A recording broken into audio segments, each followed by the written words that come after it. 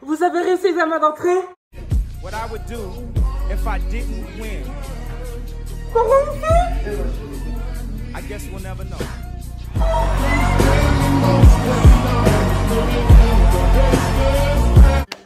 Hi guys! Aujourd'hui je vous retrouve pour une nouvelle vidéo et je viens vous parler de l'examen d'entrée de médecine. Dans un premier lieu, je vais vous expliquer toutes les modalités, on va dire, autour de l'examen d'entrée. Par la suite, je vais vous expliquer mon expérience, comment moi je l'ai vécu. C'est parti, let's dive in immediately parce que je pense que cette vidéo va être très longue. Si vous avez cliqué sur cette vidéo, c'est parce que vous êtes mes potes, soit parce que vous voulez peut-être faire l'examen d'entrée, donc vous savez plus ou moins ce que c'est. Et en gros, en Belgique, depuis 2017, on a eu la joie de pouvoir passer un examen d'entrée afin de s'inscrire en médecine, qui est organisé par la Fédération Wallonie-Bruxelles, enfin je sais pas trop, mais l'organisation de l'examen d'entrée, ça s'appelle l'ARES. Ça se déroule début juillet, ça dépend des dates, mais souvent c'est aux alentours du 6 juillet. Il y a une deuxième session qui est organisée en août si jamais vous avez raté la première session. La particularité de cet examen et les raisons pour lesquelles c'est vraiment un gros, on va dire, a big deal, c'est parce qu'il y a en moyenne un taux de 15% de réussite, ce qui n'est pas énorme du tout. Moi, je vous conseille de vous renseigner, évidemment. Les facultés dans lesquelles vous voudriez vous inscrire, ils organisent des cours préparatoires à l'examen d'entrée et c'est toujours bien de les prendre. Un autre conseil que je peux vous donner, c'est d'écouter en classe. Écoutez pendant les cours de sciences, de chimie, de physique, de bio, même de maths. Parce que tout ce que vous aurez acquis en secondaire, au lycée, ce sera des choses en moins à devoir étudier pour l'examen d'entrée. Aussi, si jamais votre école organise des cours préparatoires, prenez-les, c'est toujours ça de prix. L'examen d'entrée en lui-même est déjà ultra dur. Il y a déjà une grosse pression autour de l'examen d'entrée. Donc ne vous rajoutez pas de pression inutile dès le départ parce que vous verrez, vous serez assez stressé par vous-même. Enfin, ça dépend des caractères de chacun. Évidemment, si vous avez des questions sous la vidéo ou sur Insta, Maintenant, je vais vous parler un peu de mon expérience. Après, je vous parlerai du déroulement de l'examen d'entrée sur place. Moi, dès le départ, je savais que je ferais soit médecine, soit le droit. Donc, dans tous les cas, je savais que j'allais passer l'examen d'entrée parce que même si je voulais aussi faire du droit, je n'enlevais pas l'option médecine de ma tête. Je suis inscrite au cours préparatoire de l'ULG. Ils organisaient des cours, donc tant mieux. Le problème, c'est que si vous vous rappelez, en 2019, 2020 et aussi 2021, il y avait le Covid.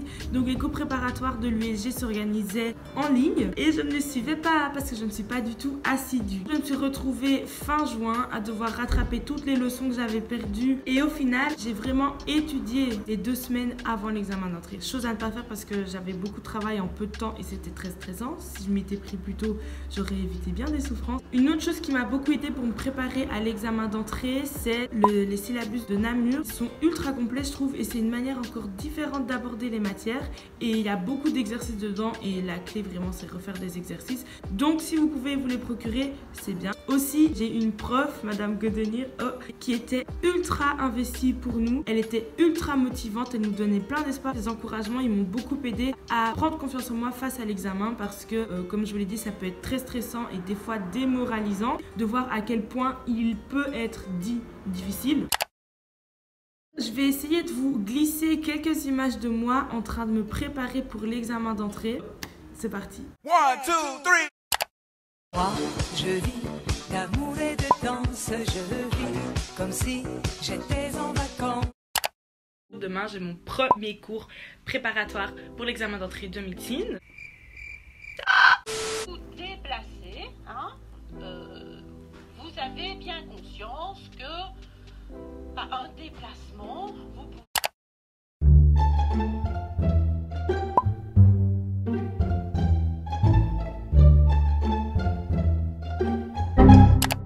Je dois absolument m'y mettre parce que j'ai eu déjà 5 cours en ligne et je les ai tous pas niés, mais il y en a 3 que j'ai niés. Un, j'étais là en mode je suis là mais je suis pas là, et un, j'ai écouté mais j'ai même pas fait les exercices sérieusement. Du coup là, j'aimerais bien rattraper tout mon retard. Là, je suis en train de re-regarder tous les podcasts que j'ai rattrapés et je me fais des synthèses.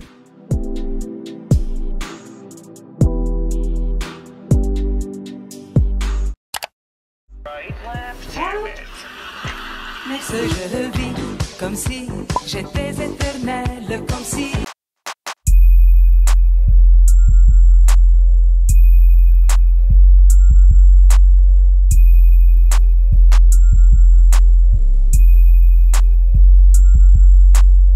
préparé à l'examen d'entrée, j'ai plein de tous mes cours, etc. Et à l'issue donc de mon premier jour de bloc, je viens de faire un test et j'ai eu 80% en physique. The next day. Je viens de faire un test de la res de physique, j'ai eu 65%. Il y a plein de questions, franchement j'étais là en mode what the fuck is that? 3 days later. J'arrive enfin à faire les problèmes stoichiométriques avec la masse, la molle et tout.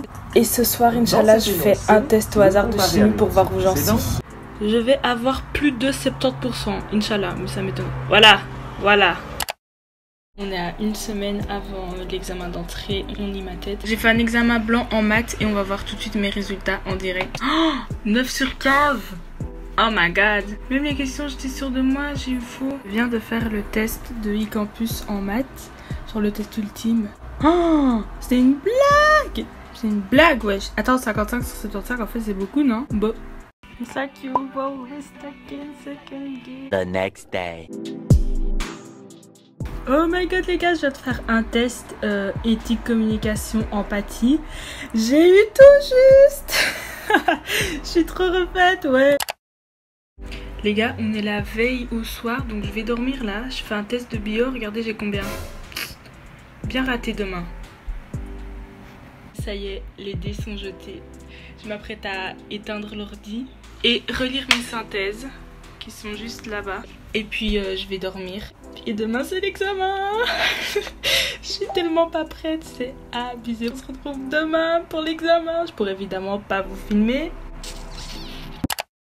Je crois que ça a pas trop été. Je suis dégoûtée mais on verra, il y a moyen. Donc les gars, je viens de rentrer chez moi. Première chose, tout ça là, c'est finito. Enfin, franchement j'ai pleuré quand je suis sortie du truc. Croisez des doigts fort avec moi. Les gars, vraiment croisez des doigts là. Même si au moment où la vidéo sort, c'est déjà sorti. Vous savez pas à quel point cet examen c'est la mort et j'ai pas envie de le repasser en août, donc on croise les doigts.